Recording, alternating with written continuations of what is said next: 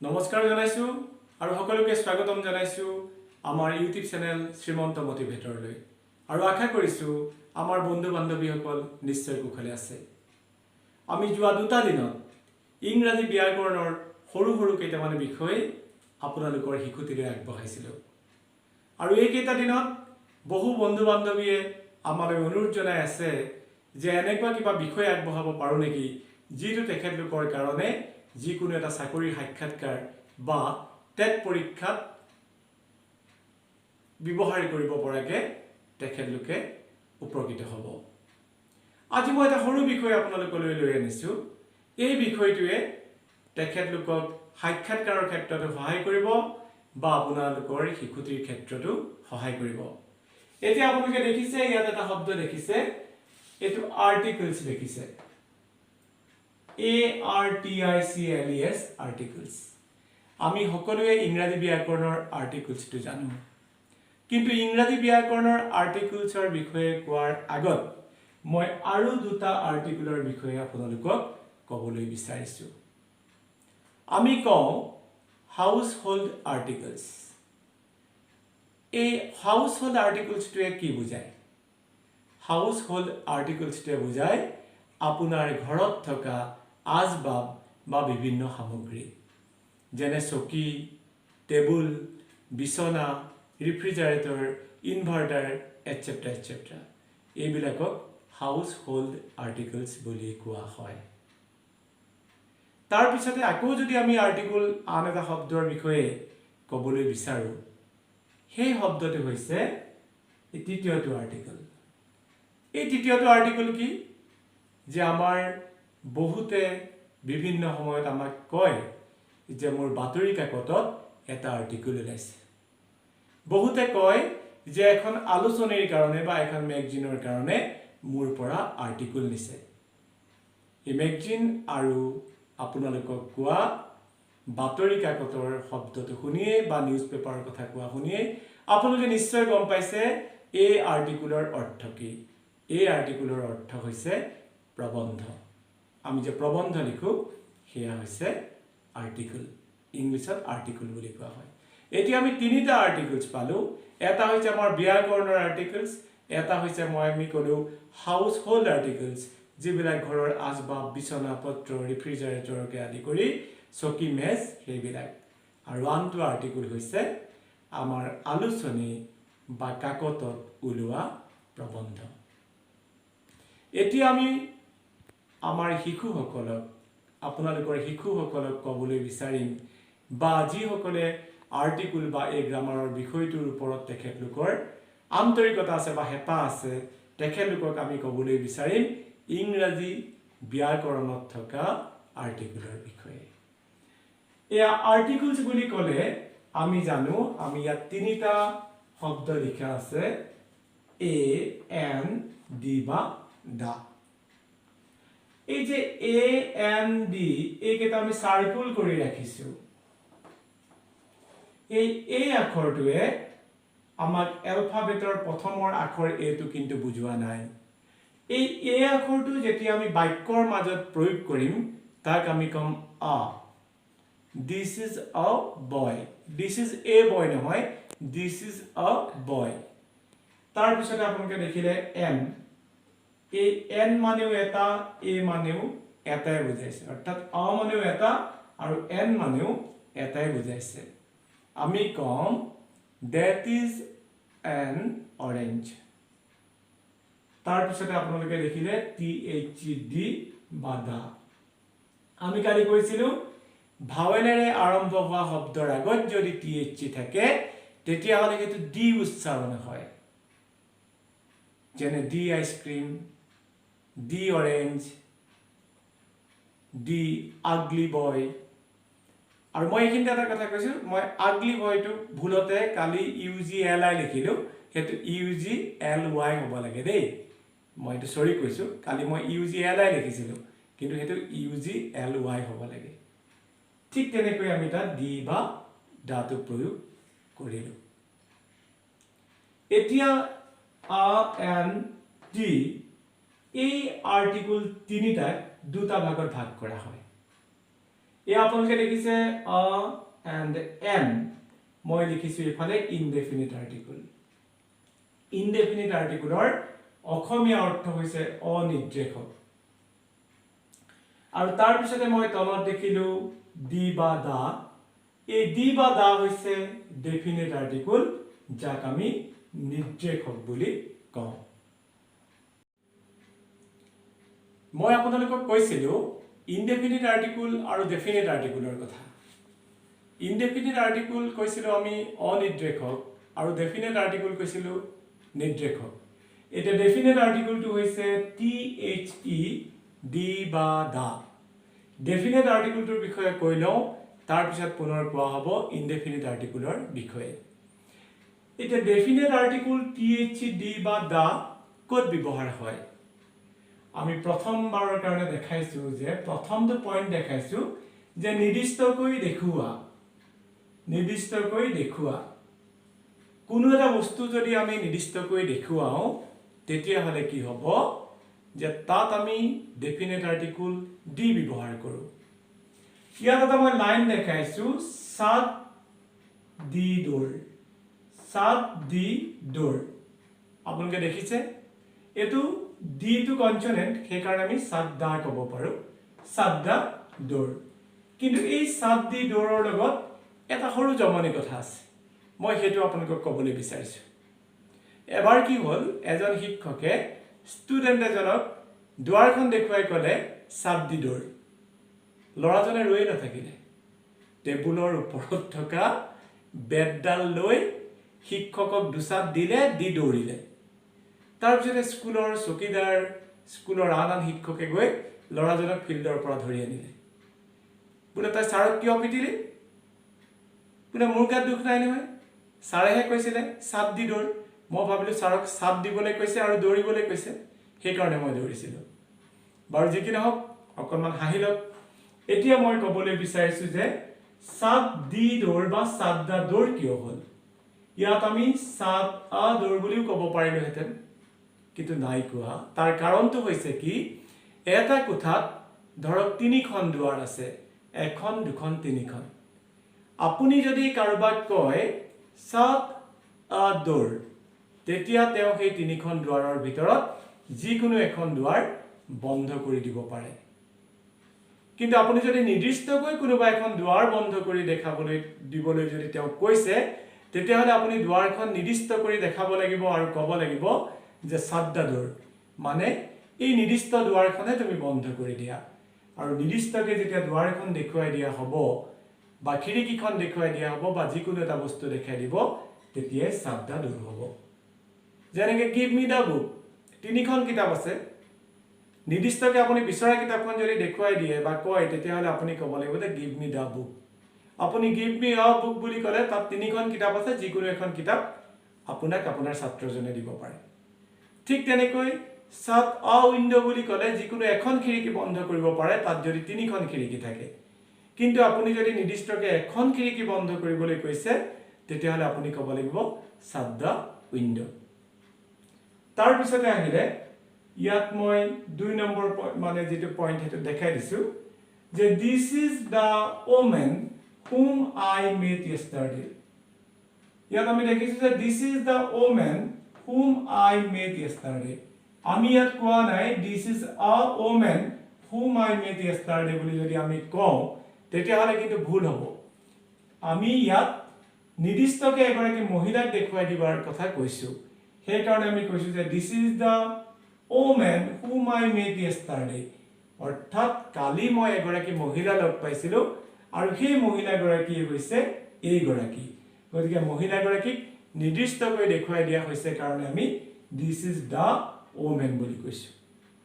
আমি সকলোৱে জানো যে সিঙ্গুলাৰ নম্বৰত WOMAN হয় আৰু প্লুৰেল নম্বৰ হ'ব WOMEN কিন্তু WOMEN টো হেতু আমি উইমেন বুলি উচ্চাৰণ কৰো সিঙ্গুলাৰ ওমেন আৰু যেতিয়া প্লুৰেল হ'ব তেতিয়া আমি কম উইমেন এটা 3 নম্বৰ মই যেটো হাৰি লিখি দিছো ইয়াত আপোনালোকে দেখিছে যে the gold of this ring is pure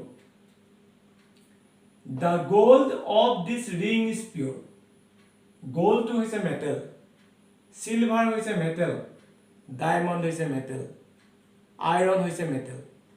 যিকোনো এটা মেটেলৰ আগত ডি বা দা আৰ্টিকল নবহে, কিন্তু ইয়াত এই ডি বা দা আৰ্টিকলটো আমি বহাইছোঁ। কিয় বহাইছোঁ? ইয়াত নিৰ্দিষ্টকৈ দেখাই দিয়া হৈছে। কি নিৰ্দিষ্টকৈ দেখাই দিয়া হৈছে? যে আজিকালি আমি যিবিলাক আঙুঠি পিন্ধো, সোণৰ মানে আঙুঠি বা আন অলংকাৰ পিন্ধো, সেইবিলাক সোণ বা সেই গোল্ডটো যে পিয়ৰ আমি ক'ব নোৱাৰোঁ। আৰু সেইকাৰণে হয়তো এই বাক্যটো গ্ৰামাৰত দিয়া হৈছে বা আপোনালোকক আমি ক'বলৈ বিচাৰিছোঁ যে the gold of this ring is pure. অৰ্থাৎ এটা আঙুঠি, সেই আঙুঠিটো নিৰ্দিষ্টকৈ দেখুৱাই দি কোৱা হৈছে যে এই আঙুঠিটোত ব্যৱহাৰ হোৱা সোণখিনি পিয়ৰ হয়, বিশুদ্ধ হয়। যেতিয়া নিৰ্দিষ্টকৈ এটা আঙুঠিৰ কথা কৈ দিয়া হৈছে বা এটা অৰ্ণামেণ্টৰ কথা দেখাই যেতিয়া কোৱা হয় যে এই অৰ্ণামেণ্টটোত ব্যৱহাৰ হোৱা আঙুঠিটো বা এই খিৰিকীখনত ব্যৱহাৰ হোৱা লোহাৰখিনি বা এই খাৰুপাতত ব্যৱহাৰ হোৱা ৰূপখিনি যেতিয়া নিৰ্দিষ্টকৈ দেখুৱাই দিয়া হ'ব, তেতিয়া তাত দা আমি আৰ্টিকলটো ব্যৱহাৰ কৰিব পাৰিম। কিন্তু আমি gold is a precious metal বুলি ক'বলৈ যাওঁতে আমি the gold is a precious metal বুলি ক'লে ভুল হ'ব। The iron is a hard metal বুলি আমি যদি ক'বলৈ যাওঁ আৰু তাত যদি আমি ডি লগাওঁ, তেতিয়াহ'লে কিন্তু কি হ'ব? সেইটো ভুল হ'ব। অৰ্থাৎ যিকোনো এটা সামগ্ৰীত ব্যৱহাৰ হোৱা ধাতুটো আমি যদি নিৰ্দিষ্ট কৰি দেখুৱাই দিওঁ, তেতিয়াহে তাত আমি ডি বা দা আৰ্টিকলটো প্ৰয়োগ কৰিব পাৰোঁ। ইয়াৰ পাছতে মই দেখাবলৈ বিচাৰিছোঁ এইটো 2 নম্বৰ পইণ্ট, য'ত ডি বা দা আৰ্টিকলটো ব্যৱহাৰ হয়। ইয়াত আপোনালোকে দেখিছে অসমীয়াত মই এটা লাইন লিখিছোঁ, মোৰ আখৰকেইটা ইমান ভাল নহয়, মই লিখিছোঁ ইয়াতে গোটেই শ্ৰেণী বা জাতিটোক বুজাবলৈ। গোটেই শ্ৰেণী বা জাতিটোক যদি বুজাবলৈ আমি ইচ্ছা কৰোঁ, তেতিয়াহ'লে আমি ডি বা দা আৰ্টিকল ব্যৱহাৰ কৰিম। এতিয়া আমি ইয়াত বাক্যটো কৈছোঁ যে the cow leaves on grass, যে গৰুৱে ঘাঁহ খাই জীয়াই থাকে। গৰুৱে ঘাঁহ খাই জীয়াই থাকে, সেইকাৰণে আমি গোটেই গৰু জাতিটোৰ কথা বুজাইছোঁ কাৰণে আমি ইয়াত ডি বা দা লগাইছোঁ।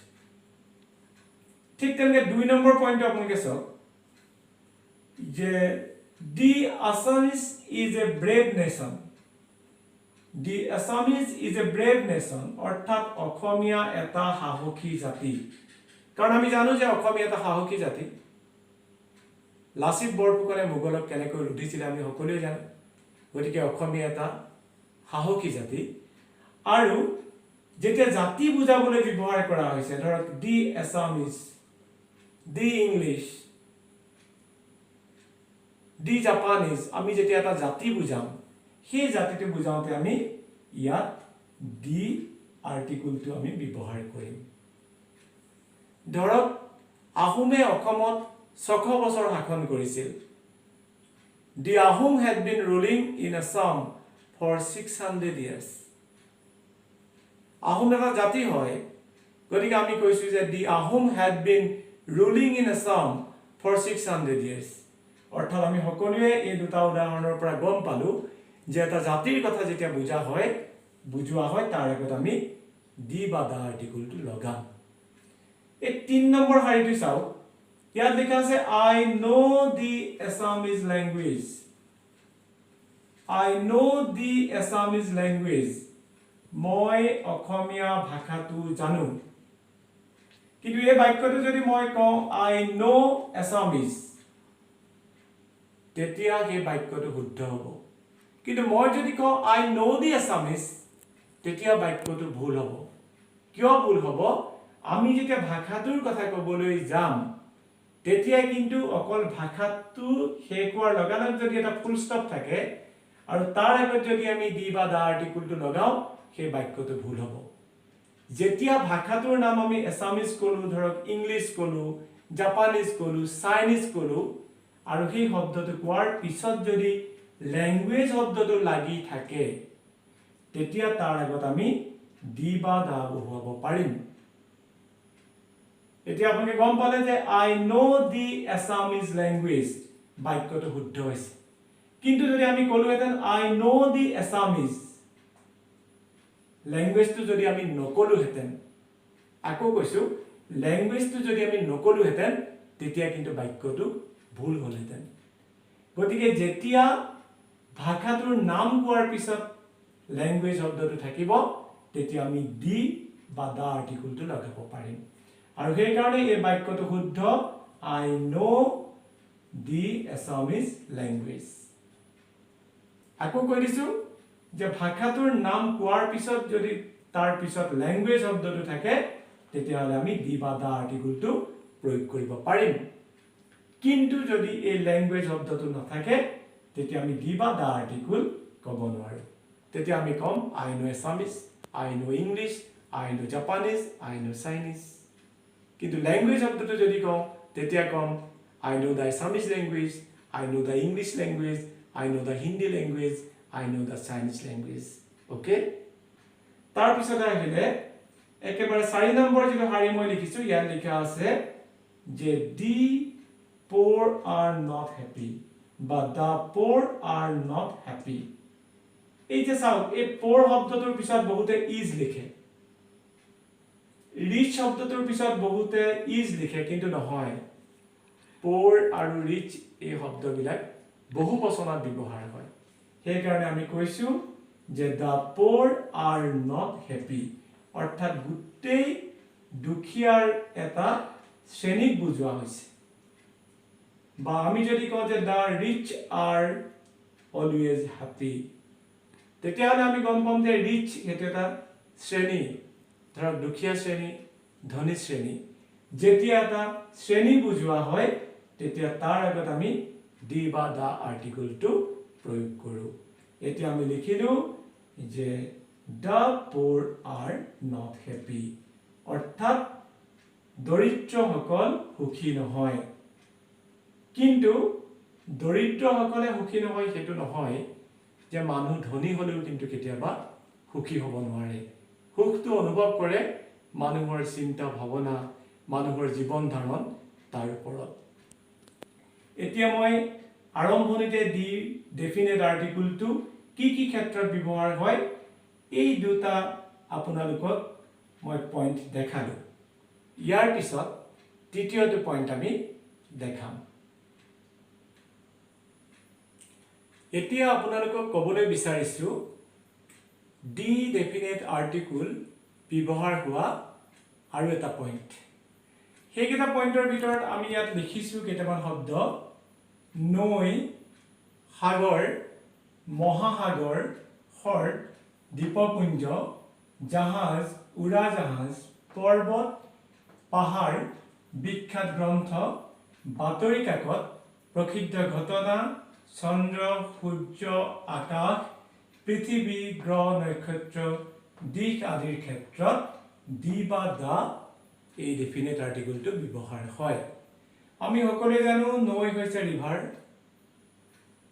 সি ocean lake island ship aeroplane mountain hill famous book or epic newspaper famous incident moon sun sky earth planet directions etc etc এইবিলাকৰ ক্ষেত্ৰত কি হয় যে দি বা দা আৰ্টিকলটো ব্যৱহাৰ হয় তাৰ এটা এক্সাম্পল হিচাপে মই কেইটামান দি দিছো এই আপোনালোকে দেখিছে যে the Brahmaputra is the biggest river of Assam the Brahmaputra is the biggest river of Assam অৰ্থাৎ ব্ৰহ্মপুত্ৰ হৈছে অসমৰ আটাইতকৈ ডাঙৰ নদী এটা এই লাইনটোতে আৰু এটা কথা নিহিত হৈ আছে মই আকৌ এটা পইণ্টত দেখাই দিম তথাপিতো মই কৈ দিছো এই বিগেষ্ট হৈছে সুপাৰলেটিভ ডিগ্ৰী আমি ডিগ্ৰীৰ বিষয়ে জানো যে positive degree comparative degree superlative degree আৰু এডজেক্টিভ বিলাককে আমি ডিগ্ৰী হিচাপে ব্যৱহাৰ কৰো আৰু বিগ বিগাৰ বিগেষ্ট বিগৰ সুপাৰলেটিভ ডিগ্ৰী হৈছে বিগেষ্ট আৰু তাৰ কাৰণে তাৰ আগত এই দি বা দা আৰ্টিকলটো বহিছে এইটো বিষয়ে বাৰু আমি পিছত আলোচনা কৰিম ইয়াৰ পিছতে আমি ইয়াত দেখিছোঁ যে the Indian Ocean is in the south of India. The Indian Ocean. এই ওচেনৰ কথা আমি কৈছিলোঁ যে মহাসাগৰ, গতিকে ইণ্ডিয়ান ওচেন, ভাৰত মহাসাগৰ, গতিকে মহাসাগৰৰ কথা আমি কৈছোঁ, তাৰ আগত কি বহিছে? ডি আৰ্টিকলটো বহিছে, is in the south of India. ক'ত আছে? ভাৰতবৰ্ষৰ দক্ষিণত আছে, সাউথ। ইয়াৰ পিছত আমি 3 নম্বৰ পইণ্টটো কৈছোঁ যে do you know' about the Titanic, বা do you know' about the Titanic. আমি জানো টাইটানিকৰ বিষয়ে, টাইটানিকৰ ট্ৰেজেডিৰ বিষয়ে আমি জানো। টাইটানিক হৈছে এখন জাহাজৰ নাম, it is the name of a ship. গতিকে এই টাইটানিকৰ আগত কি বহিছে? ডি বহিছে। আমি যিহেতু ইয়াত লিখিয়াই আছে, এই জাহাজ শব্দটো আমি দেখিছোঁ, গতিকে do you know' about the Titanic বা এবাউট দ্য টাইটানিক। তাৰপিছত 4 নম্বৰ পইণ্টটো, এইটো আমি দেখিছোঁ যে the second world war broke out in 1939।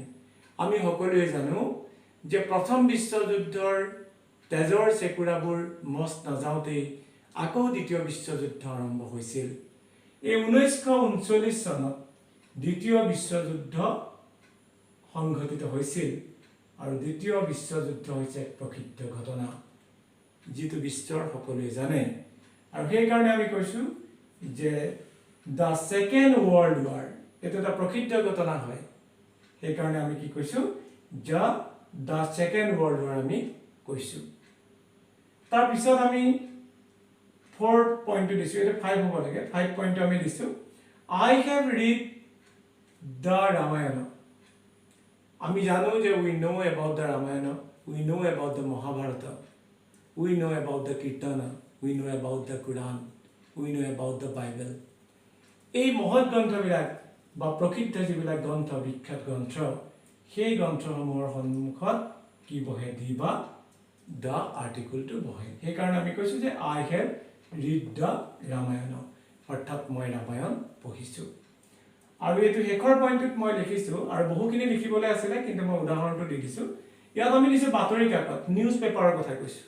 We know' about the news paper, দৈনিক জনমভূমি, অসমীয়া প্ৰতিদিন, খবৰ, অসম আদিত্য, নিয়মীয়া বাৰ্তা, অগ্ৰদূত, এই বাতৰিবিলাকৰ বিষয়ে আমি জানো। আছাম ট্ৰিবিউন, চেণ্টিনেল, এইবিলাকৰ বিষয়ে আমি জানো। যে যিকোনো এখন বাতৰি কাকত বা সংবাদ পত্ৰৰ আগত ডি বা দ্য আৰ্টিকলটো বহে। সেইকাৰণে আমি দেখিছোঁ যে the Dainik Janambhumi is a popular news paper, যে দৈনিক জনমভূমি হৈছে এখন জনপ্ৰিয় বাতৰি কাকত। আৰু ইয়াত আমি উল্লেখ কৰা কেইবাটাও উদাহৰণ ইয়াত দিয়া নাই, কিন্তু আমি সকলোৱে জানো যে পৃথিৱীৰ ক্ষেত্ৰত আমি যেতিয়া আমি ক'ম যে the earth moves round the sun, গতিকে আমি সূৰ্যৰ আগত ডি বা দ্য আৰ্টিকল আমি বহাওঁ, গতিকে আমি ক'ম যে the sun rises in the east. ইষ্টটো হৈছে দিশ, দিশৰ কথা আমি কৈছোঁ, গতিকে দিশৰ সন্মুখত আমি কি বহালোঁ? ডি বহালোঁ। যেনেকৈ the sun rises in the east and the sun sets in the west. Actually ভাৱেৰে আৰম্ভ হোৱা শব্দৰ আগত আমি ডি উচ্চাৰণ কৰোঁ, আৰু কনচনেণ্টেৰে আৰম্ভ হোৱা শব্দৰ আগত আমি দা উচ্চাৰণ কৰোঁ। মোৰ কিন্তু এতিয়া কৈ থকাৰ অভ্যাসটো তেনেকৈ নাই কাৰণে কেতিয়াবা ডি দা মিক্স হৈ গৈছে। আৰু ঠিক তেনেকৈ আমি যদি এই আকাশৰ কথা ক'লোঁ, আকাশৰ ক্ষেত্ৰত আমি ক'ম যে দ্য স্কাই ইজ ব্লু, আকাশখন নীলা, তেনেকৈ নক'ম জানো? ঠিক তেনেকৈ এইবিলাকতো কৈলোৱেই, সকলোবিলাক পৰ্বত পাহাৰৰ বিষয়ে আমি ক'ম যে I have seen the বুঢ়া পাহাৰ, I have seen the বুঢ়া পাহাৰ, I have seen the Kamakhya পাহাৰ। পাহাৰ বুলি আমি নকওঁ, মইহে অসমীয়াত পাহাৰ শব্দটো কৈছোঁ, আমি হিল বুলি কওঁ। আমি ইণ্ডিয়ান ইংলিছত ক'ব পাৰোঁ পাহাৰ বুলি, যেনেকৈ আমি বজাৰ কওঁ, যেনেকৈ আমি নামঘৰ কওঁ, যেনেকৈ আমি গামোচা কওঁ, এইবিলাক হৈছে আমাৰ ইণ্ডিয়ান ইংলিছ। ধৰক ইংলেণ্ডত যেতিয়া ইংলেণ্ডৰ পৰা আহি ব্ৰিটিছ যেতিয়া আমাৰ ইয়াত আছিল, তেতিয়া কিছুমান শব্দ তেওঁলোকে ইংৰাজীৰ দৰে ব্যৱহাৰ কৰিছিল, যেনেকৈ বাজাৰ। এই বাজাৰ শব্দটো we will not get in America or in London. Bazaar is a word of India and it may be used in English. Third, I went to the Delhi Bazaar. তেনেকুৱা ধৰণৰ কথা গতিকে আমি ইয়াত পাহাৰৰ কথা ক'লো I have seen the Kamakhya hill. ঠিক তেনেকৈ আমি পৰ্বতৰ কথা যদি কওঁ I have seen the Himalayas. তেনেধৰণে ঠিক তেনেকৈ আমি দ্বীপপুঞ্জৰ কথা ক'ব পাৰোঁ I went to the Andaman Nicobar Island. তেনেকৈ আমি ক'ব পাৰোঁ এই এনে ক্ষেত্ৰত আমি দি বা দা আৰ্টিকলটো ব্যৱহাৰ কৰোঁ আৰু বহুখিনি আছে পৰৱৰ্তী সময়ত আমি আপোনালোকক কম কাৰণ বহু সময় হ'লেও আপোনালোকেতো ভিডিঅ'টো নাচাব গতিকে আৰম্ভণিৰ পৰা শেষলৈকে আমি আৰ্টিকলৰ বিষয়ে কি ক'বলৈ বিচাৰিছোঁ সেয়া নিশ্চয় আপোনালোকে মন দি চাব আৰু আপোনালোকৰ শিশুটিক দেখুৱাব আৰু আমি আশা কৰিম তেওঁলোক কিঞ্চিত হ'লেও উপকৃত হ'ব থ্যাংক ইউ সো মাচ আমি আকৌ আহি আছোঁ ইয়াৰ পাছত দি বা দা আৰ্টিকলটো আৰু কি কি ক্ষেত্ৰত ব্যৱহাৰ হয় সেই বিষয়ে আপোনালোকক অৱগত কৰিবলৈ আমি অৱগত কৰিম indefinite article O and N সেই দুটা আৰ্টিকল ক'ত বহে সেই বিষয়ে আপোনালোকক অৱগত কৰিবৰ কাৰণে আমি আহি আছোঁ চাই থাকিব আমাৰ YouTube channel Srimanta motivator thank you so mass